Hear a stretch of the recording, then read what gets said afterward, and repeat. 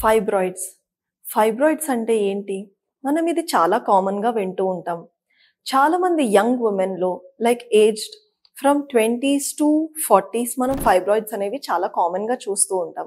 Fibroids అనంగానే దాని complaints వచ్చేసి చాలా ఇబ్బందులుంటాయి. దానివల్ల హెవీ మెన్‌స్ట్రువల్ బ్లీడింగ్ కానీ, పెయిన్ కానీ, పొత్తి కడుపులో నొప్పి కానీ, చాలా అన్‌కంఫర్టబుల్‌గా, చాలా వీక్‌నెస్‌తో బాధపడుతూ ఉంటారు.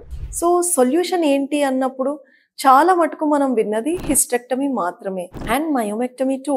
So but there is an alternate solution for this. అది ఏంటి అంటే uterine fibroid embolisation. Yes, fibroid గడ్డలు అనేవి క్యాన్సరా అంటే 90-95% అవి క్యాన్సర్ గడ్డలు కావు.